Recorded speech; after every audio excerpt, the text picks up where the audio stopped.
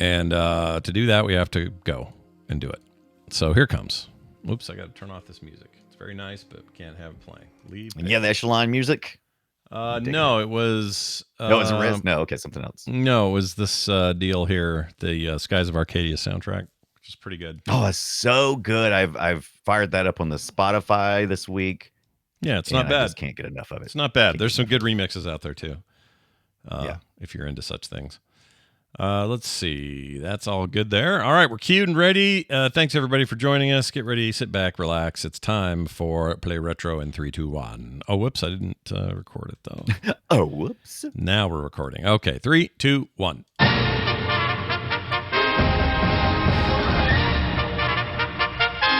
呼んでる風と雲が大空をかける真空管 RPG エターナルアルカディア Dreamcast! I called RPG and Dreamcast. Yep. Yeah. Yep. Those are good words.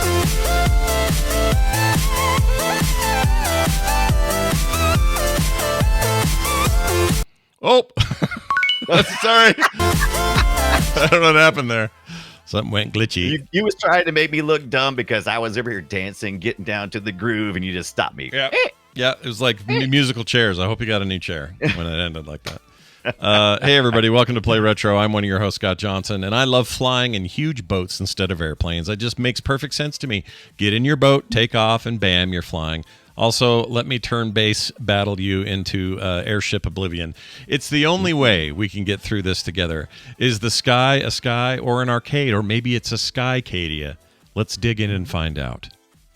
Oh, I would buy a Skycadia. That sounds like an awesome game system. And I'm your other host, Brian Dunaway, and I got my one-eye, googly-eyed goggles. Google? Is it one goggle? It's just one. Singular. I got it on, and I'm ready to get high in the sky and do Pirates of Arcadia stuff, like blow my hair out and make anime faces. What? And role play my way to rapscallion fame and fortune. Good times, Scott. Good times. Party power is an all-time high.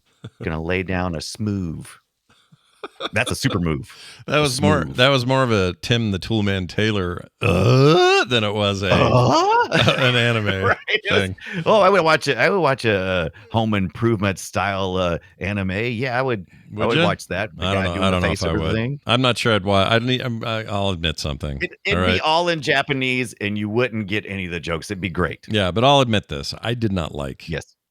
the Tool show. Tim, what was it called? You didn't like the Tool show? What was it called? Home Improvement? Home Improvement. Not a fan. I think it was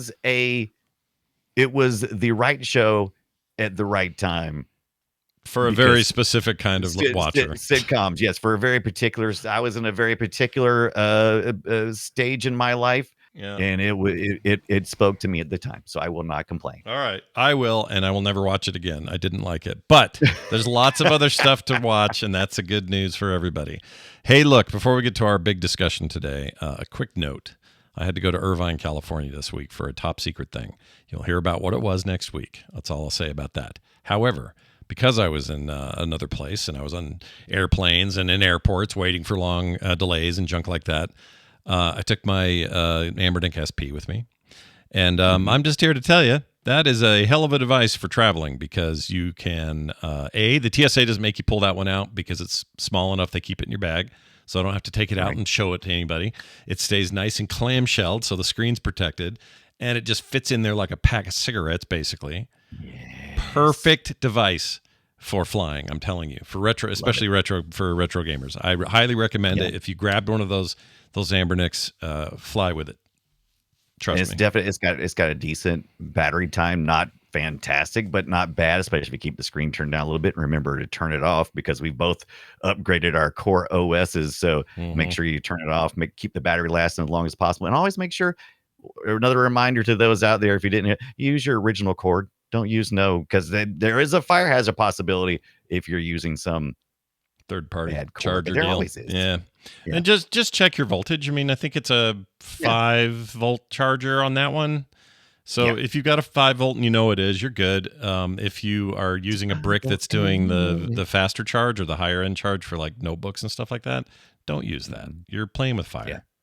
All right. Yep, literally Yeah. playing with fire. Mine stays really cool. Yeah. I feel it. It's like, oh, this is the original cable. Yeah. It's right here, my little 5-volt. If it's nice and cool, Yeah. just be careful out there. That's all you need to. Yeah, be careful, you guys. Keep your head down. Yeah, be careful out there. Brian, what'd you do this week? Controller stuff, it seems like. What's going on there? Yeah, so I haven't been to the thrift store in a while because I've just got too much junk already. So, but I said I was there. I needed to kill a few minutes, and I was like, let's stop by and look what somebody left me. They left me an 8-bit Do N30 Pro, the first series, not the second one. My gosh. Yeah. Yeah. So I was like, this is Bluetooth connected, and everything. It's got the nice NES coloring on it. It's got the two little thumbsticks on here. It's got your 4 face buttons, so you can either play it like an SNES or other games. So it works out with a lot of systems. And I actually like the look of the original N30 Pro. Like I said, it's trying to Bluetooth pair now as we speak. I think it'll pair. Don't these pair with PC, Switch, and the Android? And pretty much everything. I have that exact same device, and it does. Yeah. So. Now, do you have this particular one, or do you have the newer model? I have that one. I have the older one, the original one, which I think is that one. Oh, very nice. Yeah. Yeah. I think I paid in very good condition. Still had a little protective cover over top of it, and I paid $10, which is not like, it's not bad. I was glad to help out my local thrift store who does things for people who are recovering and are homeless right now and they're trying to get there. So I didn't mind paying $10 at all. But you can pick these things up for about $30 on eBay. So, but I was glad to see it, glad to keep it from hitting the dump. And instead it hangs with me while I take a dump. I don't know where I was going with that. No, it's all right. I take dumps with my SP or my controller stuff all the time. Well, it's fine. I say embrace it, Yeah. Live the dream. You know what? We need to get in touch with 8-Bit Do. I think we should, we was talking about earlier, like some kind of maybe contest and stuff, and maybe work with some of the people we talk with a lot, but like, my God, we talk about 8-Bit Do and Ambernick all the time, and they don't, other than being great product companies. In other words, they make products that we enjoy. Yeah. Yeah. You think they should advertise with us or something? I think they shouldn't have to advertise with us, but we already give them so much free advertisement. I think giving some free stuff away to some of our listeners would be an amazing thing to do. Oh, well, nobody would turn you down there.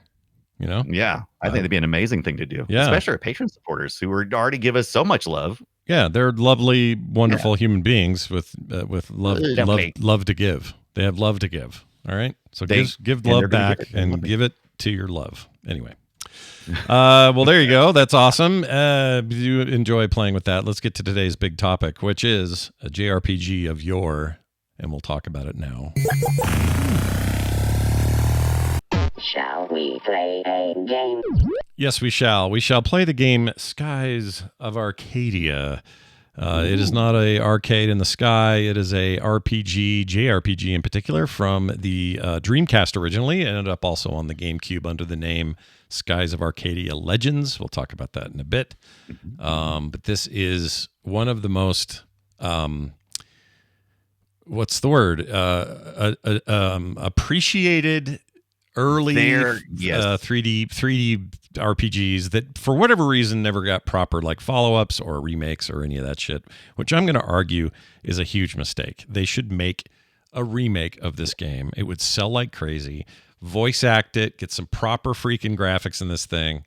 Keep everything else roughly the same, the story, the kind of combat, that sort of thing, and you've got yourself a hit on your hands, I think. I think much beloved was probably the word you were struggling for. That is the word I was trying to say. Yes, thank you. Yeah. People who know it, played it. So this is a game that made it to 2 consoles that didn't exactly sell gangbusters, especially in the US, yet this game was very popular in the US among those consoles, the Dreamcast being one of them. And so not necessarily a lot of exposure. This is a Sega game. And you would hope and wish that they would bring this to you people, because you know what?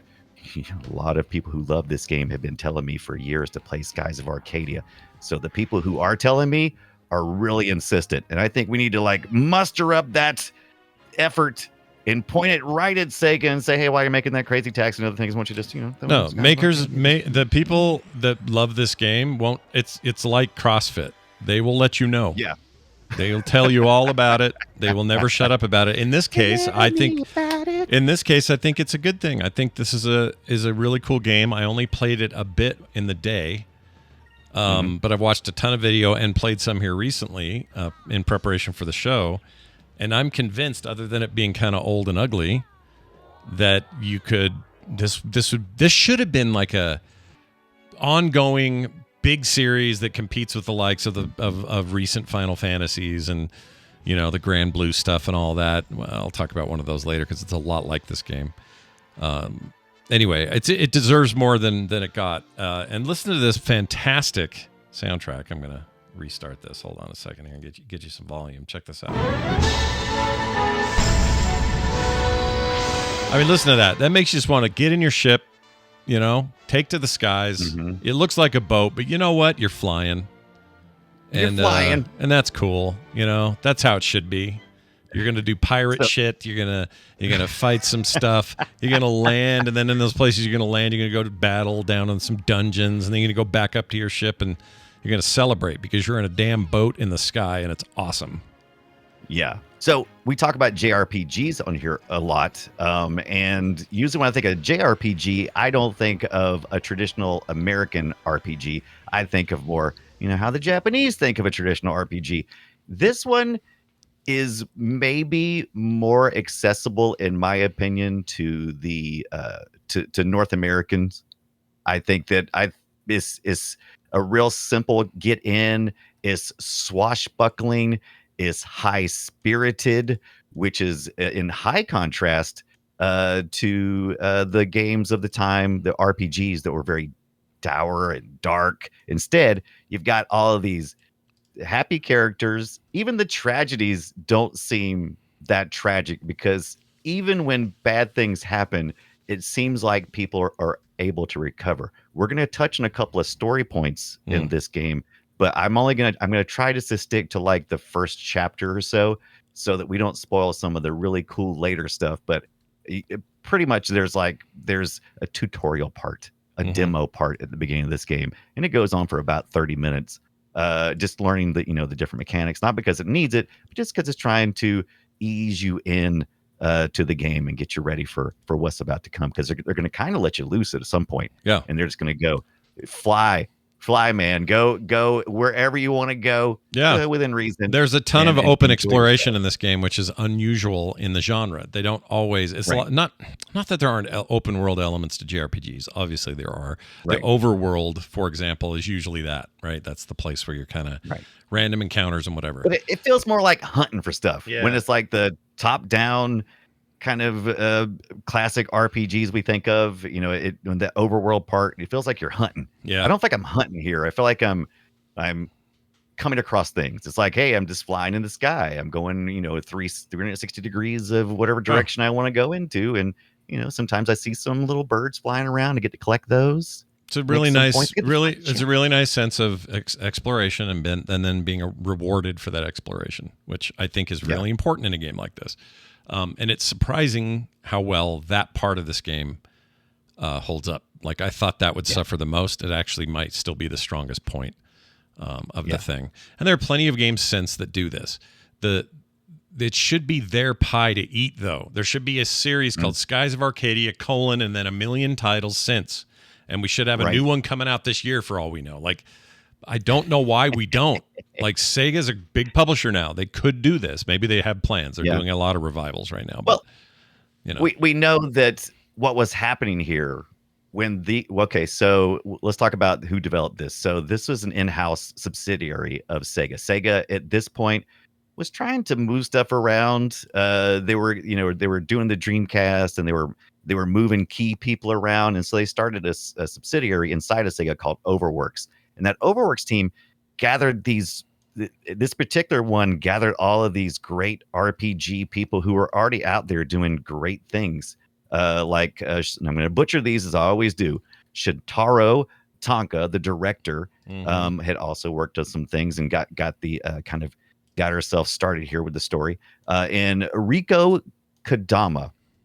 Really important name here.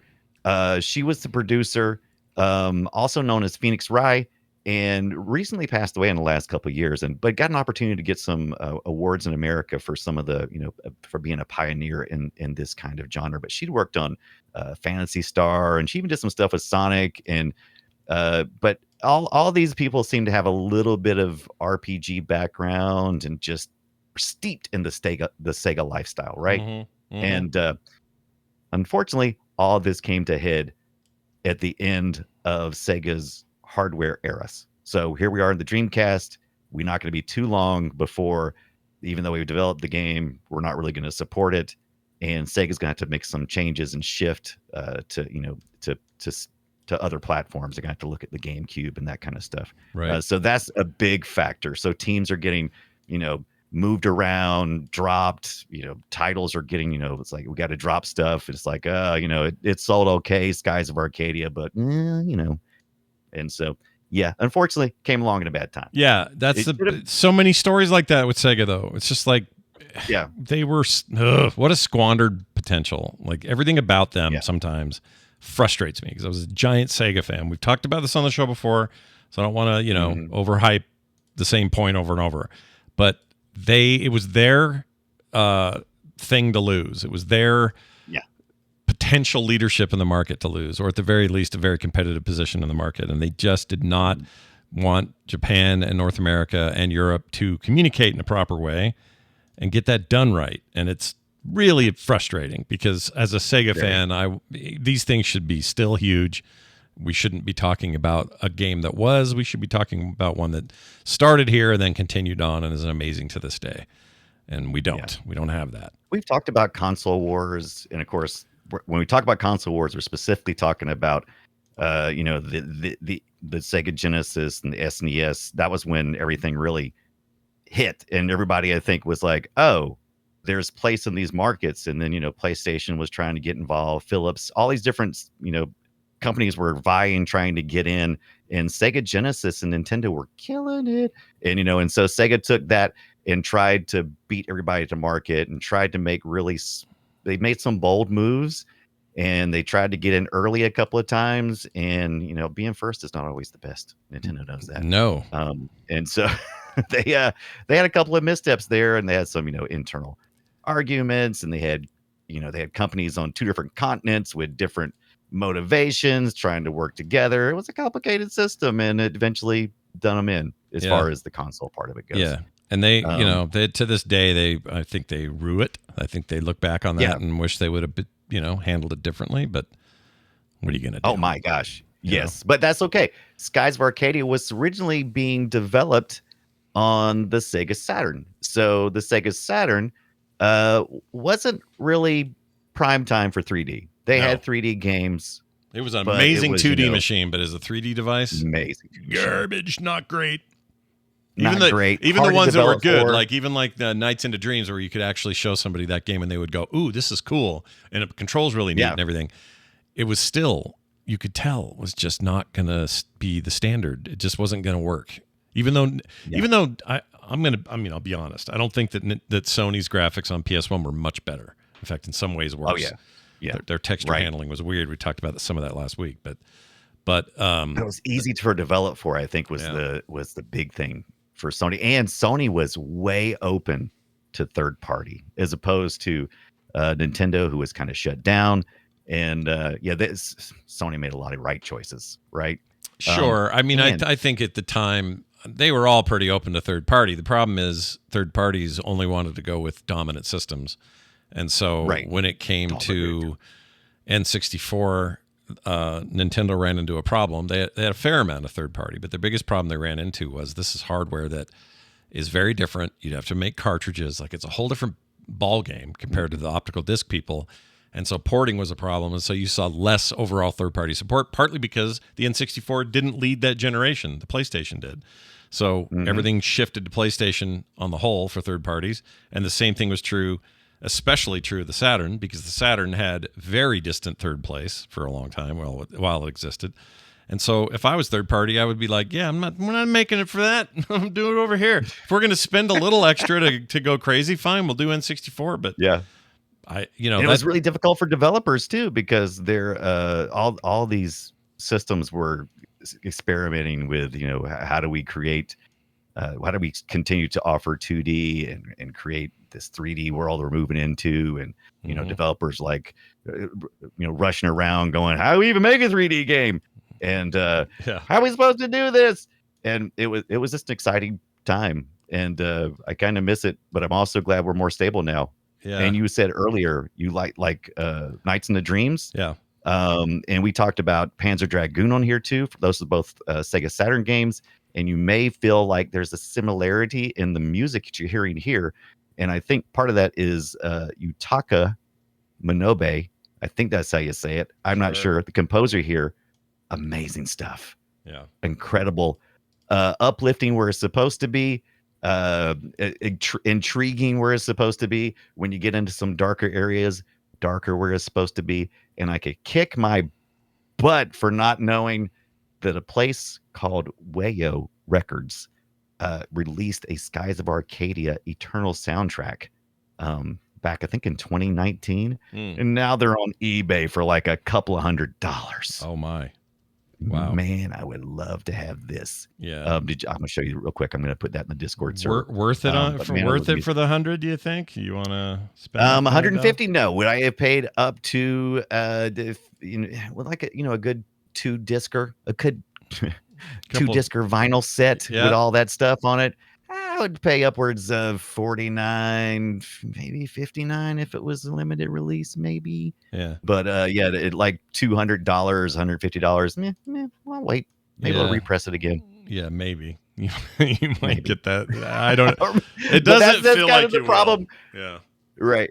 That's been the problem all along, though, with Skies of Arcadia for me, because I've before the surge that was the pandemic for prices for retro video games and stuff, when we all decided we wanted to go retro. Like Skies of Arcadia, $60. Now it's like easily $150, $200. Jeez, really? So yeah. What happened there? That's crazy to me. Yeah, like, I think it's a good game, but holy shit balls, that's crazy. So the Dreamcast version came with 2 discs. There were gig disc, if you remember about the Dreamcast. They had CDs that were essentially 1 gigs. Yeah. And so you're looking at about, by the time you do compression and everything, you're looking at about 1.8 gigs or so worth of information. But those are on 2 disc, and it becomes rarer to find both disc in one set because you're twice as likely to lose it, I suppose. I don't know how percentages work, but I don't know how that works either. But I'm pretty sure the fact that you got 2, because I saw a lot of people were like, disc 2 or disc 1, and I'm like, why don't you guys get together and sell it as a thing, instead of making me go buy disc 1 from one person who may be all scratched up and disc 2 from somebody else. Complete in box, forget it, Scott. Yeah. Can you imagine? Oh my gosh. You know what? You'd be a rich man, and you could quit. You'd be a rich man. You could give up. Play Retro because of how much money you'd make from those boxed versions. But luckily, I got to be a Blue Rogue pirate in Skies of Arcadia. Like you do. Getting to play as Vyse, Vyse, who is the young plucky protagonist, or co-protagonist, as I've heard it called, because you are partnered up with AK, I think it is Aika. She's your childhood friend, and apparently foster sister or something. Your dad's Captain Dine. You call Dine all the time, and he's always yelling at you, call him Captain. But he's cool. He's kind of nice about it. He's a good dad. He's not a bad dad. Are you sure he's about a present dad? You're sure about that? Well, he's there for the kid. He is encouraging. Right, he is encouraging you to be basically a pirate. You're not really pirates though. You're Blue Rogues. So you're more like Robin Hood. Yeah. Your Blue Rogues are out robbing from the emperor, the bad guys. Yeah. The establishment, because this is all set in. It's supposed to be otherworldly and floating islands and that kind of stuff. But it's really about the exploration age in history of the Earth, where you're on ships and that kind of thing, and pirates are abound. But you're trying to be a good guy essentially, but not too good. You're kind of a rapscallion. You're robbing from the rich. I think given to yourself, maybe given to the poor. I'm not sure. I mean, well, yeah. I don't know if you're full Robin Hood or not, but Right. You don't think you're full Robin Hood. You're a little bit, a little bit of a glory hound, maybe. Yeah, you're not going. You haven't gone full. If you haven't gone full Robin Hood, like, what are you even doing? Like, right. I mean, so it's more like you're out for your. Like I said, they're pirates light against the Valuan Empire, who is trying to rally the moonstones because you're on a floating world planet that is loosely attached by gas sky clouds, and there's moons and powers. This game gets really fun. There's moons and powers. Then these moons, they drop stones, and you can, and the people who are on this world that's floating, they can take those stones and wield the power. And you actually run into a Sylvite known as Fina in this game. She's being chased down as many adventures start off. You and your friends are minding your own business, and you see some evil happening, and you have to go save the individual. And that's what happens, is how this kicks off. There's also a time when you're out doing some general errands, and the bad guys come in and they destroy the village. But instead of being very sad, like you would usually have in these types of RPG games, where it's like, oh no, I got to cry, and now I've got to set out to become, I've got to have a coming of age story. Instead, here, everybody just rebuilds, and they're like, that sucked. Yeah. And, and then the happy music comes along again, and you just you set out on your little merry little way. Sure. From Pirate Island to Sailor's Island, and on different quests. And I loved that. I remember at the time thinking this graphic treatment was amazing. I was like, wow, I still look at this game. My gosh. But no, I don't think so now. I think this is ugly as hell now.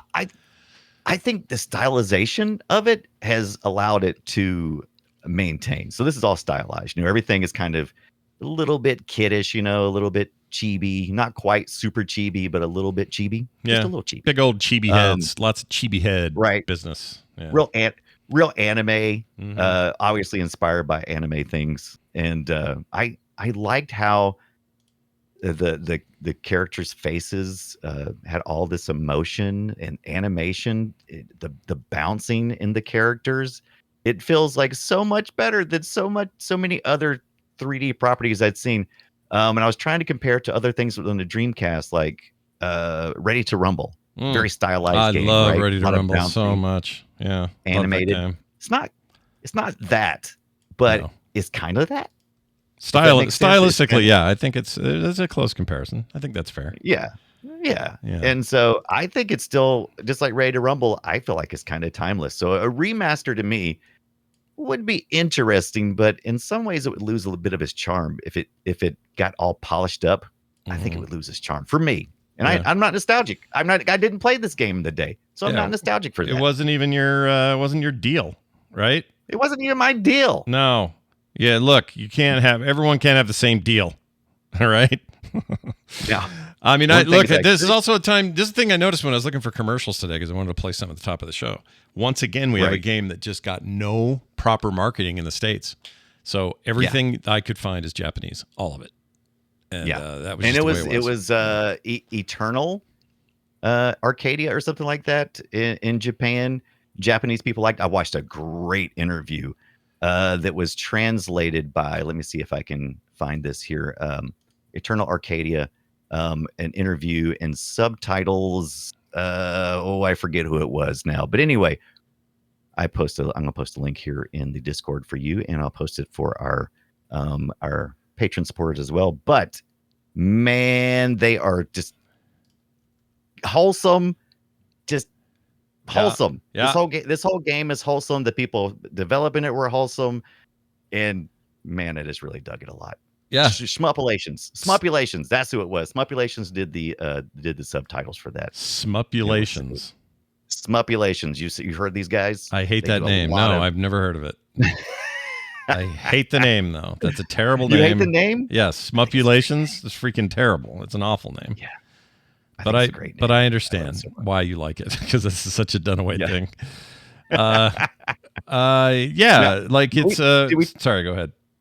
Did we talk about the battle mechanic? Did you get a chance to play much with like the battle mechanic? Yeah, well, I didn't encounters? play. So, all right, let's talk. There's two aspects to that. There's some ship to ship stuff, and then there's Right. the on the ground stuff. And the on the ground stuff is going to feel very familiar. It's basically turn based JRPG. There are some random elements. There are some initiate fights elements. But for the most part, if you've played a Final Fantasy game of that era, then you played pretty close to what this is. It's the stuff Right. up in the air that's different, or that makes it different, I think. So I don't know. What Right, was your right. what was your take on that two pronged approach? Because it's different for at least for the era it was in. This is very different stuff. Yeah, yeah. I found okay. So let's talk about the really unique stuff. The ship to ship fights were really interesting because I don't think I've seen anything quite like that. Not saying that it didn't exist elsewhere, Yeah. but they described it in game like a time based mechanic. You outline all the moves you're going to make in your party. Typically, at least had two. As you go along and play this game, you can also pick up third person in your party. Mhm. When you're fighting ship to ship, you of course assign each character to do their move, whether it be an attack, or if you want them to let kind of think about it for a minute and increase the party's, it's not called mood, but it's basically over time you can have the whole party be inspired, and if the points get high enough, then you can use a special move for one of your characters. But so when you're doing ship to ship, you can choose your moves and you outline it, and across this top of this like almost minesweeper looking grid, Mhm. there's like it shows you the timing of the battle. Mm. It's like there's going to be so many phases through this battle, and it'll mark when the opponent's phase is going to be the most powerful. So based on that, you get to choose how you want your characters to stack their attacks or magic or whatever you want to do. And then once you do that, you just get to sit back and watch a little movie about two pirate ships flying through the air, blasting each other, and seeing how all your decisions worked out. Yeah. And I think that's really cool. Yeah, no, I do too. I think that's actually a strong part of the game. I don't know if I'm ready to say, well, whatever. Some of that stuff was limited. Like you said, the discs were what, about a gigabyte? So you didn't have a ton of room for really complicated environments. They couldn't be too big.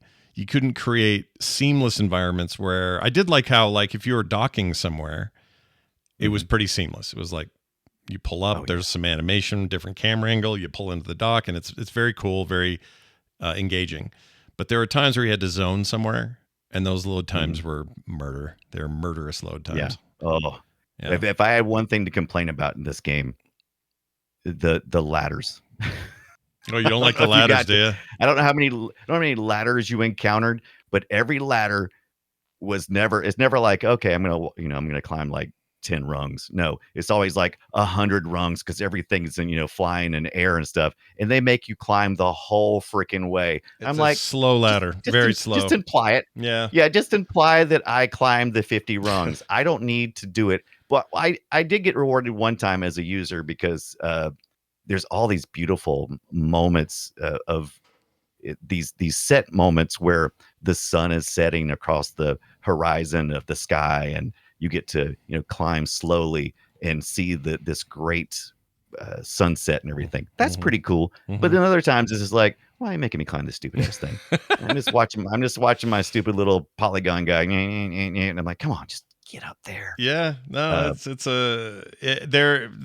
games do it better than others, but this game has an inexplicable desire to make you take every rung slowly, to take the entire ladder as far as it'll go, and to do it with really bad animation. I don't know when this changed, but at some point somebody started putting into most games that had ladders an ability to hold down a key when you're going down a ladder and have you like slide with your pants on the side and go.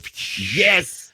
Please. One of the great innovations in the history of video games right there. I was dying to slide down that ladder. Yeah. I was coming down and I was pushing all the buttons. Yeah. I was like, please, come on.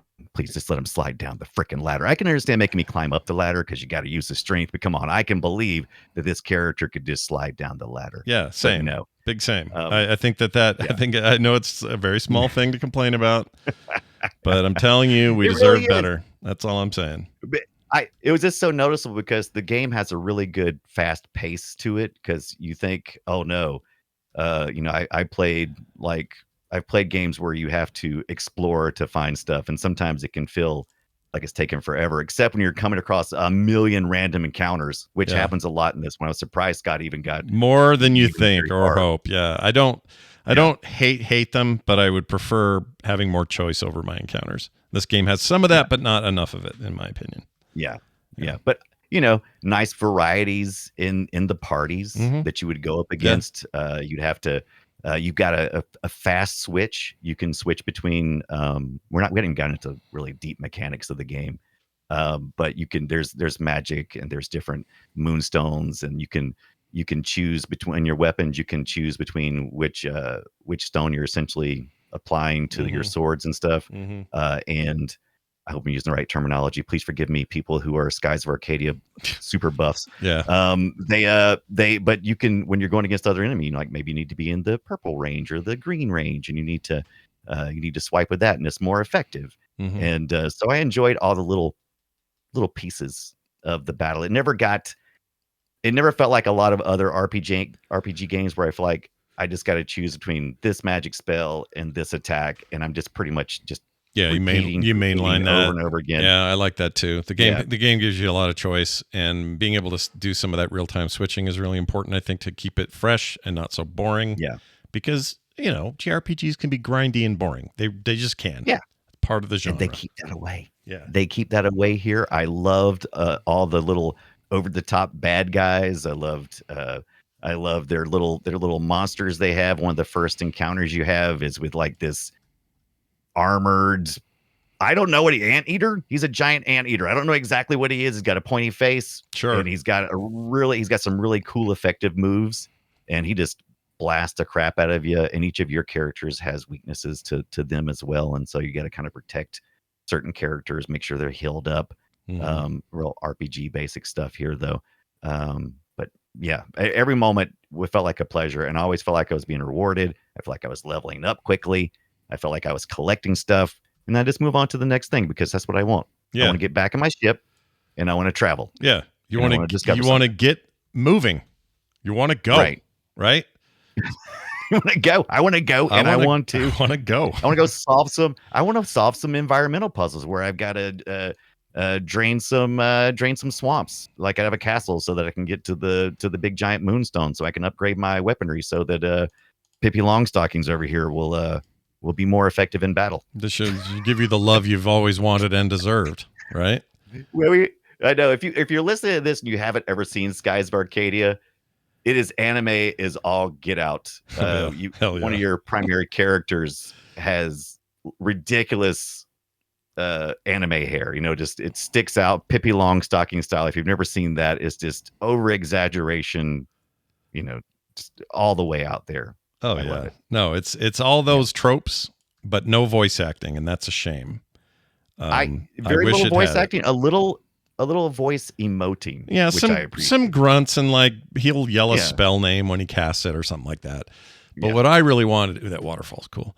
What I really wanted out of a game like this, because now I'm spoiled by modern ones, is I want them to be talking and having voice stuff, and we didn't get that here. That's why I say if they could do a proper remake of this damn game, I would buy it and I would play it. I think now would be the time to do that. I think then would have been a terrible time because it would have been it would have been bad because there was already a lot of translation going on. I read a little bit about the two guys who translated this, and they took some liberties with the story, but I think they did a really good job. But we don't get necessarily the same character dynamics in relationships in our version in the US as the Japanese had. No. There's a little bit of different storytelling there. But that makes fine. That makes sense, right? Like double down on that with some voice acting, and man, you're asking for it. Yeah. You're getting what we all signed up for. Yeah. It's a very, very fun game, and I think people should give it a shot. Now, if you're thinking to yourselves, well, I never had a Dreamcast, I don't have one now, even if I found the disc, what am I supposed to do? Good news. Right. Because the GameCube, after Sega's demise anyway, got a version of the game, and it was an enhanced port of the original. It had some additional content, improved graphics. The logo was different, obviously. The graphics weren't vastly better, but they were better. There was new side quests. It also was considered kind of the definitive version. And if you have a GameCube now and can find it, this is a good one. Better load times. Yeah. Fewer random encounters. Just kind of an overall tweaking of the formula. And I think it's probably the one to get if you can get it. I never played this version, but from all accounts, this is the better game. So from a retro gamer perspective, much easier to have access to this. You can get a Wii out there. Just find a Wii. It's still fairly abundant. They do play GameCube games. You can hook up GameCube controllers to it. And the disc is still expensive. GameCube games, unfortunately, they are so small, and the error correction is so finite that pretty much any scuff or anything will kind of make it bad. So they're still expensive as well. But if you can do that, I would play it. That's the way I would play it if you get a chance. Of course, emulation is an option too. Just not going to be as accurate as you would have on the real deal. But do you really need it? Because nothing's really timed that much. Yeah. But just for the sake of argument, let's say that's the way you wanted to go. That's probably the way I would play probably it. the way Not to go. The Dreamcast. No. With 2 discs. You got a disc change. Yeah. You got long load times. Every time you go into a fight, it has to load up. Yeah. It's rough. F that noise. But I loved it. They're not doing that. F that noise. One analog stick on the Dreamcast as opposed to having an analog stick on the GameCube with C buttons. C buttons are basically your right stick, kind of shaped like a D-pad, but with buttons, face buttons. Let me ask you this question. No, I'm wrong. That's the N64. Oh, okay. No, I'm still right. They still had no, that's the N64 controller I'm looking at. Oh, now let me look at it. We'll never, there's the thumbstick. The thumbstick is the GameCube. Wow, boy. The thumbstick, the little yellow C button or whatever. The nub. Yeah, it was a C stick is what they called it. It was the yellow nub. Yeah. It was garbage, by the way. I'm gonna play on my N64 this week too. I freaking hated that. I hated that thing. I disagree. You've got built-in rumble, unlike the Dreamcast where you had to have the rumble pack with it. And so I think it's actually I like the GameCube controller. I think it's comfy. I think it was size. It was a good controller for good size, comfortable. Right. It's just button use was jank.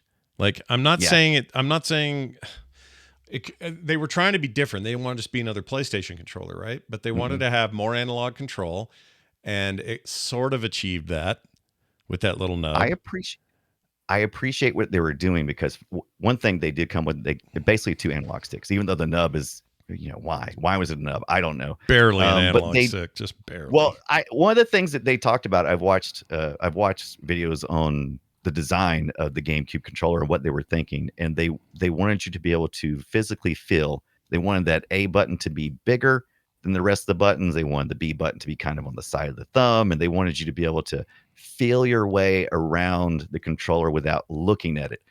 I don't know why they thought we needed the right one to be a nub. Yeah. but it was. Maybe they thought you could get to it faster by popping off the buttons or something.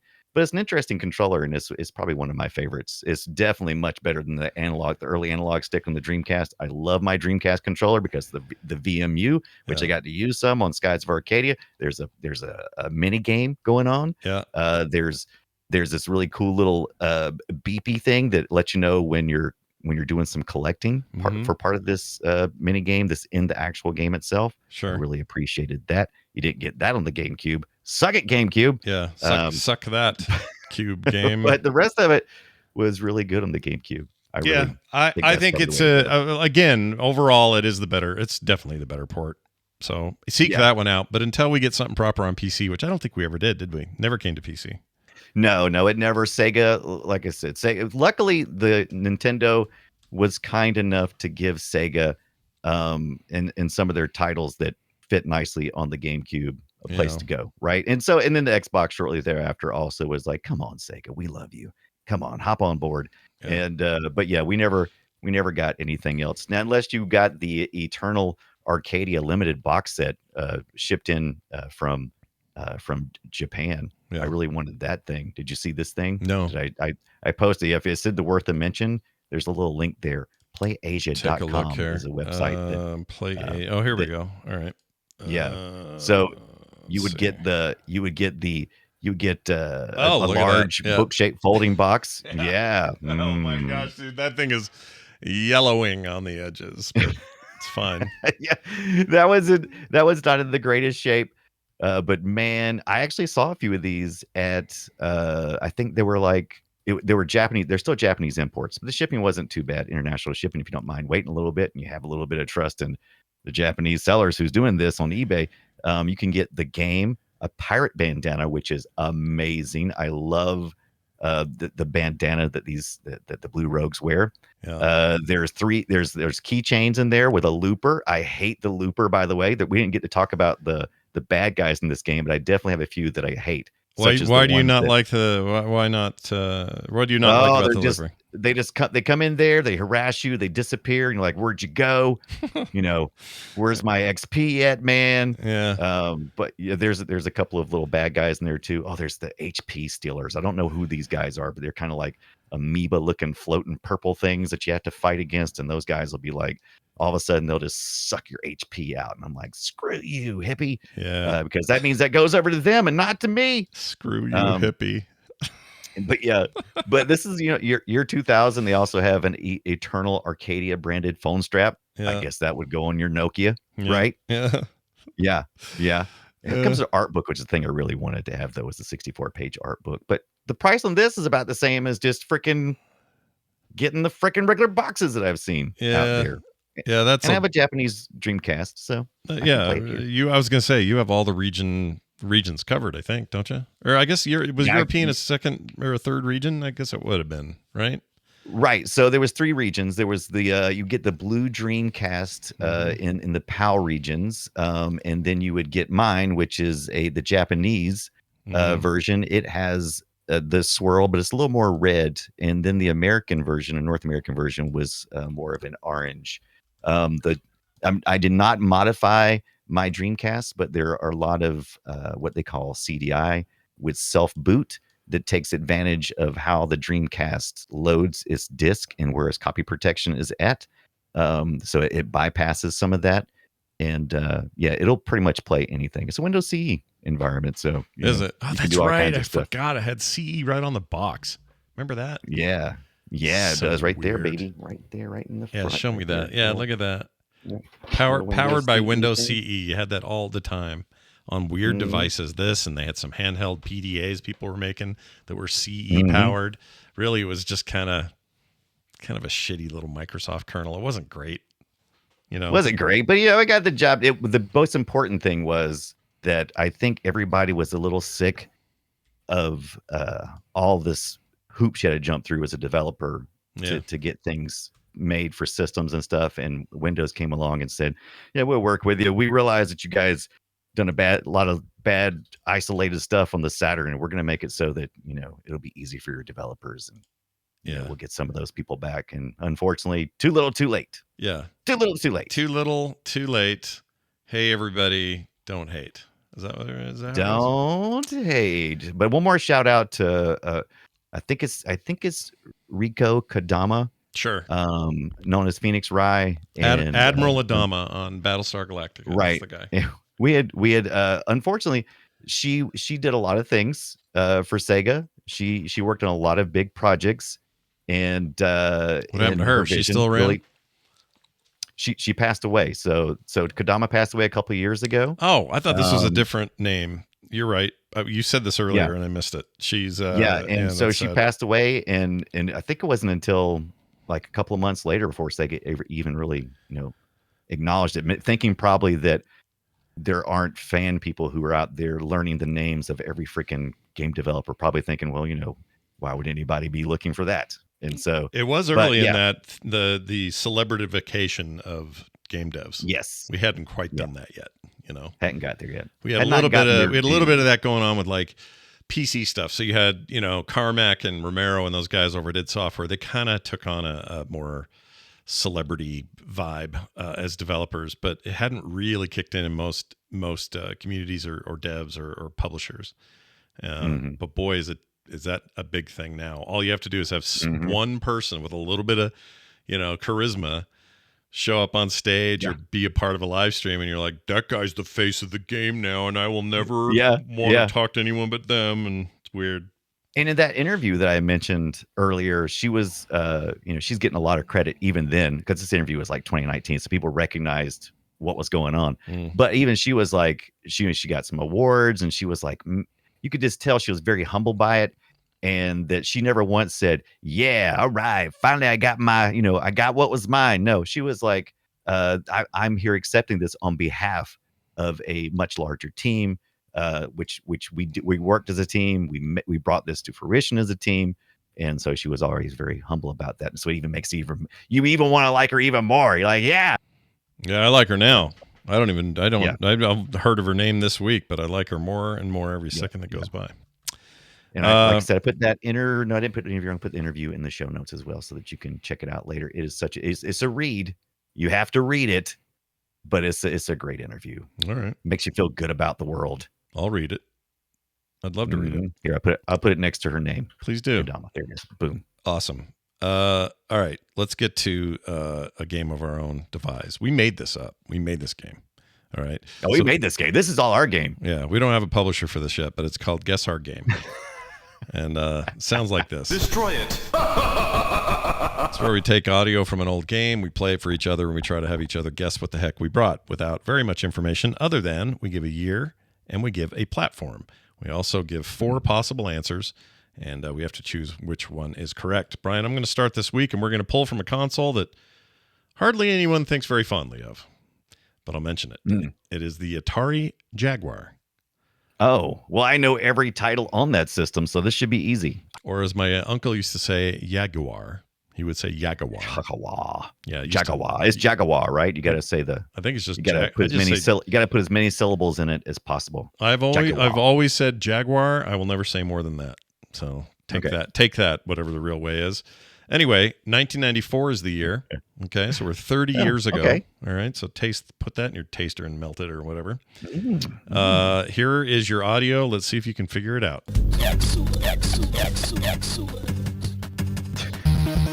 Bill and Ted's Excellent Adventure.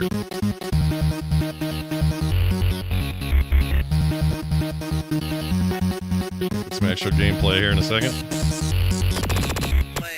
I don't need it. All right, here are your options. Is it A, Defender 2000? Is it B, these are all actual Jaguar games. Is it B, Breakout 2000? Is it C, Tempest 2000? Or is it... Did they get a deal on the year 2000 or something in 1994? They were just like really big on like taking classic Atari games and making them big again. Your last option is Flip Out. One word, Flip Out, exclamation point. Not Flip Out 2000? Nope. This is not a remake. It was an original game called Flip Out. So again, A, Defender 2000, Breakout 2000, Tempest 2000, or all the way down at D, we have Flip Out. All right. So either you're trying to really psych me out with that Flip Out, or it's going to be one of these 2000 games. I don't think it sounds like Defender, because Defender is more hectic, right? It's like, you got to save the people. You got to fly the ship, go fast, save them. Breakout. Yeah, because isn't that like a little, like a Pong kind of thing? Breakout, or Breakout's Tempest. Like you've played Breakout, right? It's like little ball, you're shooting it up, trying to kill all the other blocks up there. Get a little combo. Yeah. That's what I was thinking. It doesn't quite sound like that. And Tempest is a little woo, woo. So I'm gonna say C, Tempest 2000. Let's find out if it's C, Tempest 2000. That is correct, Brian. Nicely done. Yeah. At the time, this was a big deal because it had this amazing soundtrack in it. Whoops, where is it? Here it is. Yeah.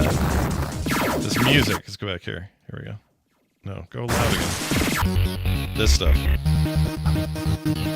I remember Tempest to being funky even before the 2000. Yeah, it was real good. And that felt very funky. There's a 3000 somewhere. Let's see. We haven't done Tempest yet, have we? We have not done Tempest yet. We probably should. We really next need time to. Next time we roll back to the arcade. Yeah, I think we ought to get a Tempest going. Let's see. Retro Tempest 3000. This was on... What was this on? Here, I'll play just a taste of it. Come on, what's going on here? I don't even know what device this was on. I think it was... GameCube, 3000. Hold on. This is taking forever. It was probably on the next Atari product after the Jaguar. Here we go. Can I get an actual map? Oh, it's such a trip. 3000 is a trip. Yeah, listen to that. You need to take drugs to play it, I'm saying. Yeah. Don't do drugs, kids. Isn't Tempest like one of those things that Ibbot loves? Yeah, Brian, he has a full-size cabinet in his house. And yeah, I have back there a little mini, like a G.I. Joe sized one, about this big.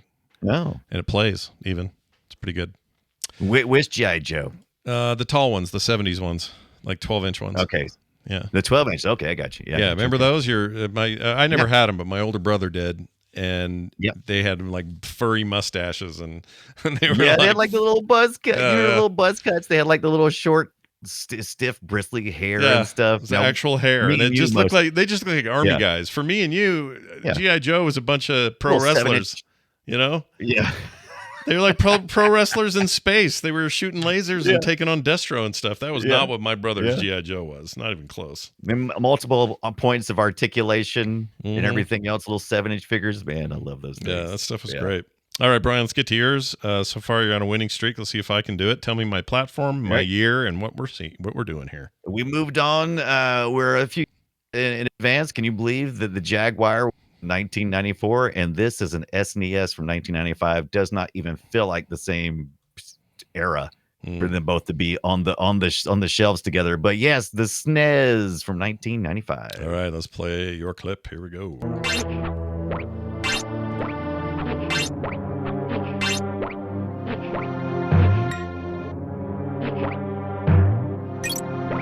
All right, give me some choices. Here's your choices. Speedy Gonzalez, Aztec Adventure. B.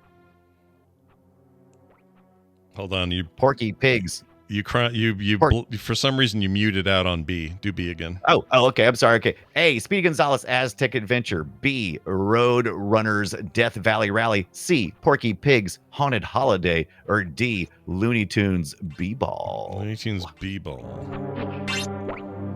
Well, I feel like this is obvious, but let me think about it for a second. I don't think it's Death Valley Rally. It would be more metally and upbeat. I don't think it'd be Looney Tunes B-Ball because this doesn't sound like a sports game at all. Speedy Gonzalez Aztec Adventure is possible, but Porky Pig's Haunted Holiday, this sounds like haunted music to me. Mm-hmm. This is like, Luigi's Mansion almost. It sounds haunted. Yeah, it does sound haunted. You're right. Yeah. I'm going to go with my gut and say D. I think it's D. Sorry, not D. Sorry. No. C. I meant C. Okay. It's not B-ball. Thank goodness. All right. Scott, give yourself a bing. Porky's Haunted Holiday, baby. Yeah, I should have known. The music is so like... Yeah. I mean, it feels like one of the... What are they called, Mario? The boo things? The stupid ghosts? What are they called? Boos. Are they called boos? Boos. Is that it? I call them boos. The ones that look at you, if you look at them, they stop and don't do shit. But then if you turn around and leave, they come after you. Yeah. Those things are jerks. Can we just admit little that? Boos? Can we say they're calling them little boos? Jerk. Big boo? Chet's right. That was kind of Castlevania, Luke says. I agree. It was very Castlevania. Yeah, I can see that. Totally. All right. Time for us to welcome something to retro. Let's give it a little sounder here. How about... I like this one. Let's play Major League Baseball. Yeah, thanks, Ken Griffey Jr. We are welcoming... Now, there's a guy who knows about some retro. Yeah, he's all familiar with it. Anyway, Sudokai. How do you say it? Sudeki is how I was going, but I will take what'd you say? Sudokios? August the 6th, 2004. Welcome to Retro. Congratulations. You have made it over the threshold of what we consider play retro material, which is 20 years. 20 years ago. Woo, you did it. It's an Xbox game Yeah. And it's an action RPG featuring real-time combat, a colorful fantasy world, and multiple playable characters. And I looked at this and I thought, I played that. Some I played gnarly, that. frightening faces in this thing. Good Lord. Yeah, it is that too. It's Xbox original, so I don't remember this game hit or miss. at all. I don't think I remember it either. But last week it was what, Dune 3 crossed the finish line, and now Sudeki Yep. is taking his turn. Take that, everybody. Go out and get it. Let's let you know. Any game out there, retro's coming for you, baby. Yeah, if It's you're a matter of time. if you're pushing 20 years, we're going to talk about you. Yes, so World of Warcraft Hootie this November, not yet, but in November it will be a 20-year-old retro video game. Yeah, and if you look at the original, you may be thinking that. If you go back and watch some YouTube clips of original, no mods, no nothing, just take a look at it. No, it's No old as upgrades, hell. nothing. Yeah, no, people are playing classic now, and I don't know how they do it because it looks like ass to me. I just can't do it. It's too old. I played all that. I don't want to play that again. I want to play the new stuff, which I am right now. The new jazz. Well done. That was awesome. Let's do some quick listener feedback. Welcome to the treasure room. This is where you guys send us texts and emails and that kind of stuff. If you'd like to text us or voicemail us, you can do it at 801-471-0462. You can email us at playretroshow@gmail.com. Tyler wrote in via email and says, I'm sure a million people have already told you this, but the Utah Retro Game Expo is this weekend up in Layton. Seems like it's right up your alley. Layton's not too far from me. He says, here's the link. It's utahretrogameexpo.com, or just Google it. Anyway, Tyler, I didn't know about it, and when I got back from my trip, somebody had poked me about it, or while I was gone or something, and I thought, I could maybe make that work. I can't make it work. I got too much going on. Oh no! But I did notice you said someone poked you. So did they do that on Facebook? Yeah, they poked me on Facebook. No, I think it was. Remember that was? Is that even still a thing? Can you still poke people? I don't think so. Wasn't that a thing? Like, yeah, it's not a thing anymore. I don't think you can poke anybody. It was like the most. Passive aggressive thing. You haven't talked to me in a while. Poke. Yeah, it was a little bit of a like, hey, I'm over here. I'm right here. Did you buddy. forget about me? Yeah. Hey, I don't want to say anything. I just wanted to remind you that I'm a thing. I still exist. So most of the special guests are. It looks like there's a couple of artists and stuff, but mostly content creators. So it's like people like us. That's right up our alley. Then, geez, we should have been going. Yeah, we could have done this. I don't know much about this event, or if it's even have they done this before? Maybe not.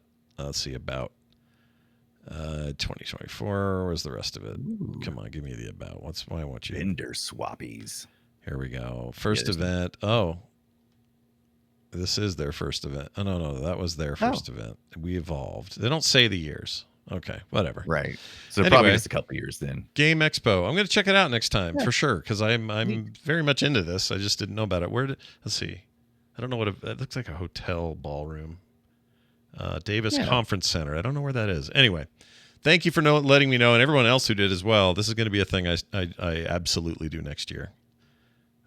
Without a doubt, I will go. I have tickets to something called an Oddities Museum that's coming through town.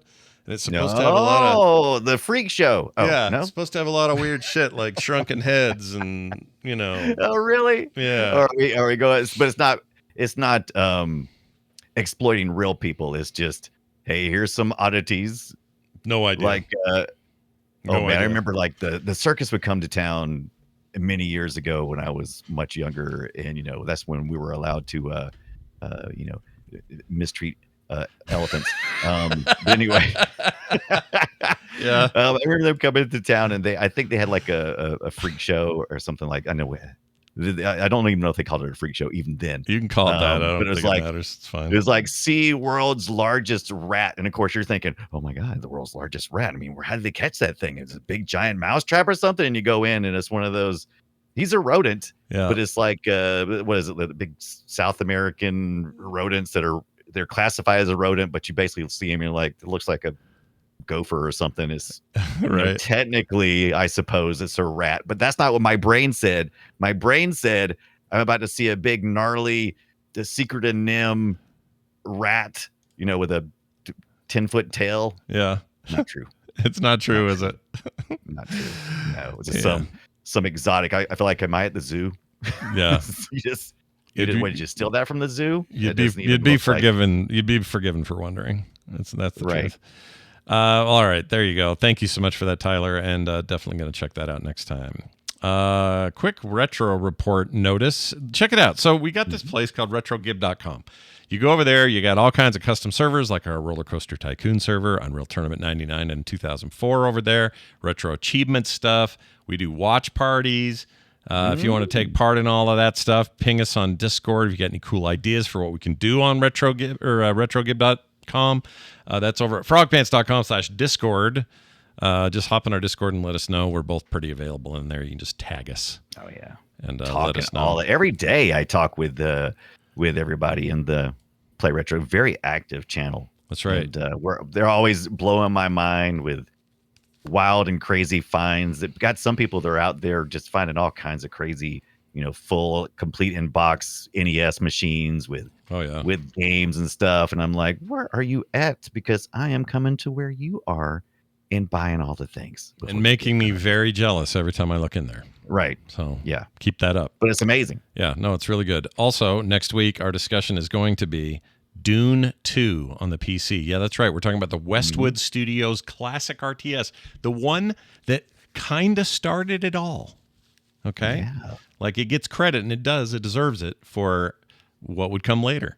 Command and Conquer from Westwood, all the Warcraft stuff from Blizzard, the beginnings of what would be the RTS revolution, all back to Dune 2. And I'm pretty excited because I'm going to binge the new Dune 2, which I never got to watch now that it's streaming. Brian. And then I'm going to play this. I know. I've been waiting. It's just not my fault. There's a lot of movies out right now. A lot of things. It's so fantastic, dude. I love that movie. Yeah. I don't care who says what. Those two movies together represent one of the finest 6 hours of film ever made. Yeah, that's right. I'm not being hyperbolic. I really believe that. I love it that much. Yes, you're going to like it. Anyway, that'll be next week. Dune 2 on the PC. Also, we're all going to see Alien Romulus this week, and it's a good reminder that if you go back some episodes, I think it was episode 50, you'll hear our episode on the Aliens franchise back then for video games. Yeah, good right? Listen. Yeah. So great. This one, go listen to that one. Yeah, more retro. Listen to this, and then go listen to the Aliens one, and then go see Romulus this weekend, and then come back and tell us what you think. I'm very excited about that movie. I'm going to see it tomorrow. So are you. And we might even.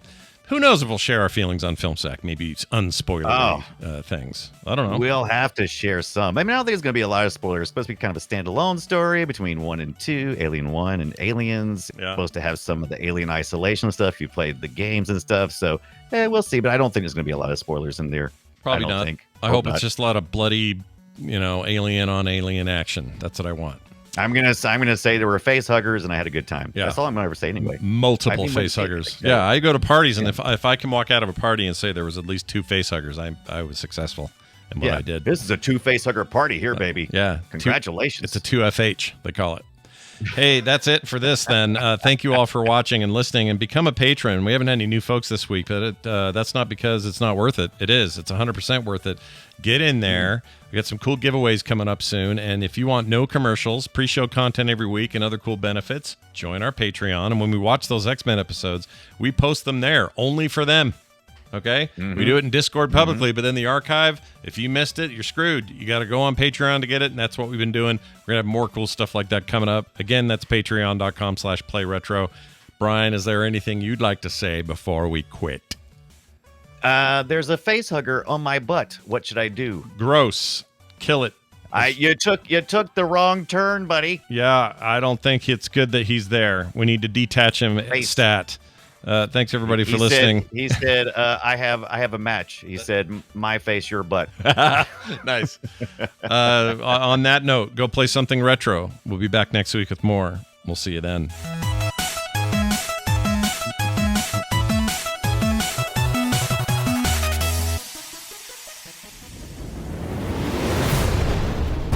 This show is part of the Frog Pants Network. Yes. Get more at frogpants.com.